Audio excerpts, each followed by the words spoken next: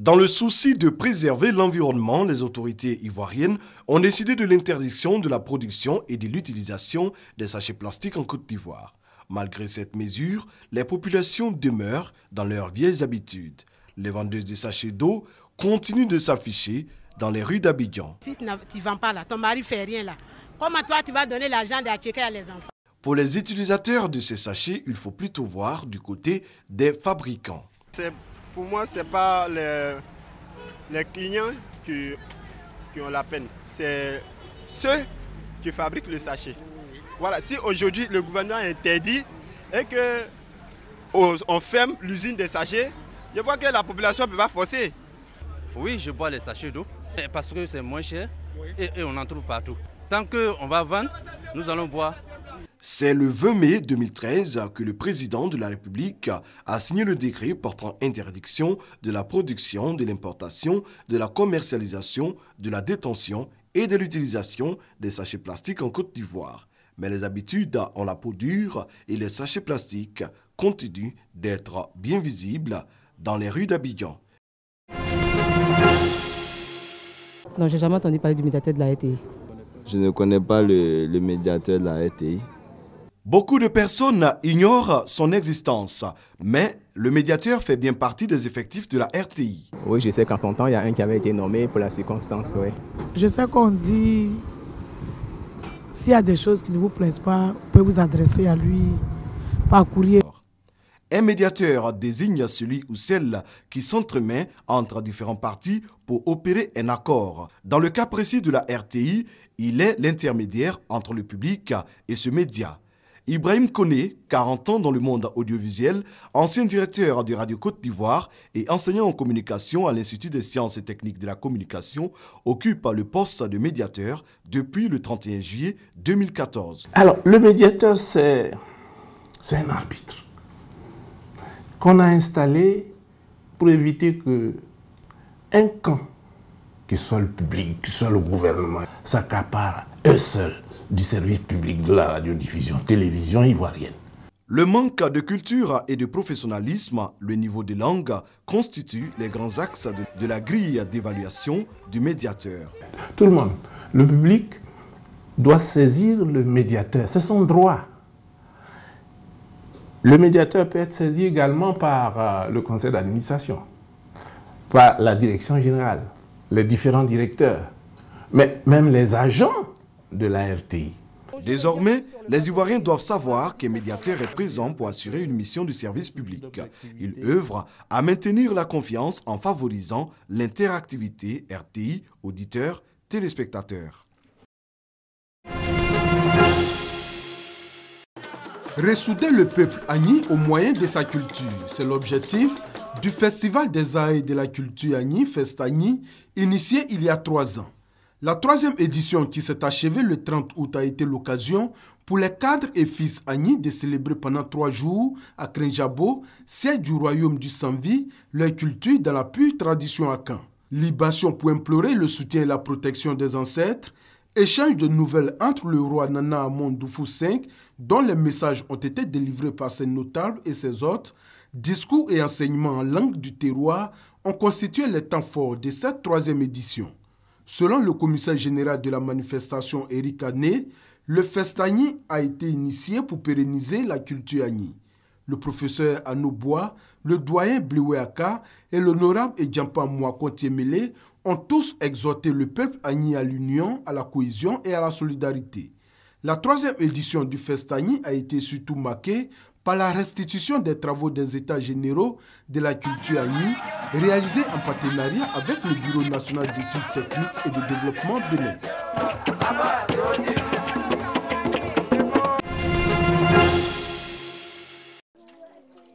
Odan Abdirahman est étudiante. À 18 ans, elle habite avec sa famille à Mogadiscio.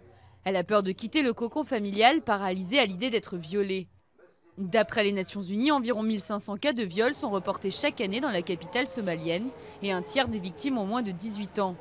Pour se rassurer, Odan se rend chaque semaine au centre d'arts martiaux de Mogadiscio pour apprendre les techniques de taekwondo, un sport de combat sud-coréen. J'ai commencé le taekwondo l'année dernière parce que les cas de viol en ville étaient de plus en plus nombreux.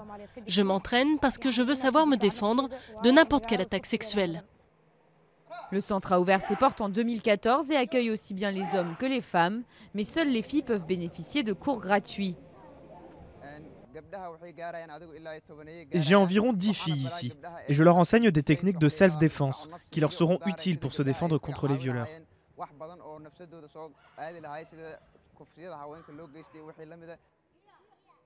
En Somalie, de nombreuses menaces pèsent sur les femmes, viols, excisions ou encore mariages forcés. Dans ce pays ultra-conservateur de la Corne de l'Afrique, les violences sexuelles sont répandues et donnent rarement lieu à des poursuites. Et ce sont souvent les victimes qui se retrouvent sur le banc des accusés. Si le taekwondo est loin d'être une solution miracle, cette pratique est tout de même une première étape pour apprendre à se défendre.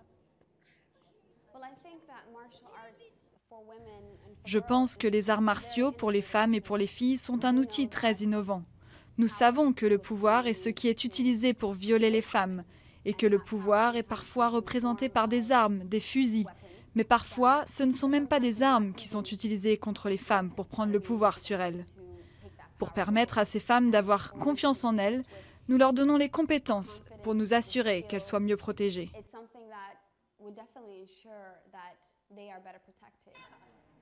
Les cours d'arts martiaux ne sont que l'un des volets de la lutte contre les violences sexuelles. Il en faudra beaucoup plus pour que des jeunes filles comme Adon se sentent en sécurité dans l'un des pays les plus dangereux au monde pour les femmes.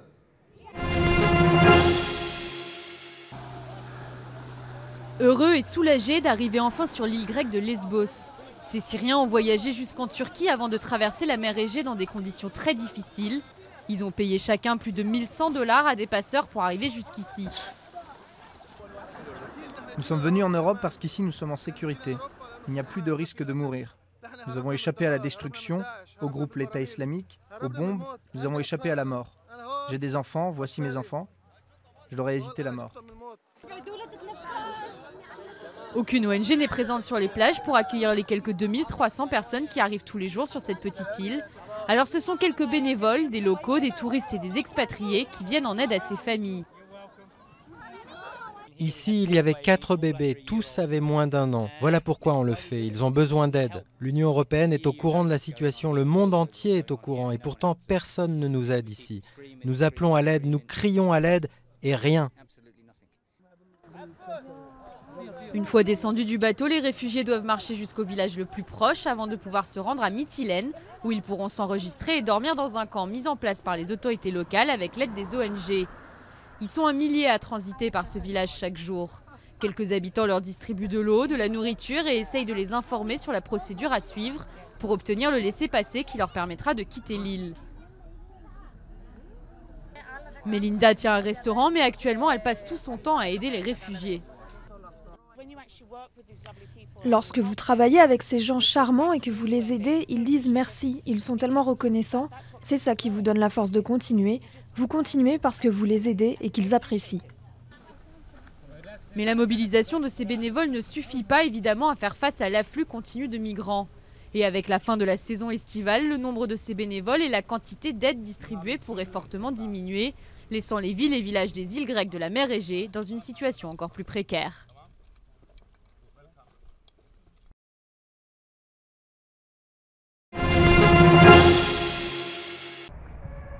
Travail minutieux pour Michel Dessuyé et ses poulains lors de cette séance d'entraînement au stade Félix Houphouët-Boigny. L'accent est mis sur tous les secteurs, défense, milieu et attaque. Passe, contrôle du ballon et anticipation.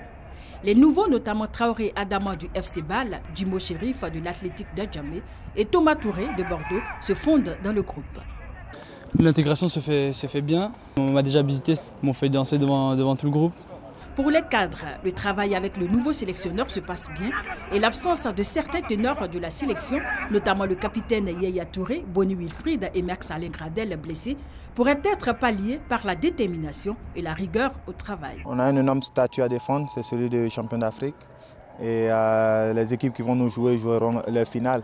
Maintenant, c'est à nous de rester concentrés, jouer sur nos qualités et puis essayer de ramener les 3 points à Abidjan. Quels que soient ceux qui sont là, on a toujours le même couleur à défendre. Donc voilà, on va aller pour pouvoir bien défendre cette couleur et puis gagner ce match. Pour son premier match avec les éléphants de Côte d'Ivoire, l'objectif de Michel Dussuyer est clair.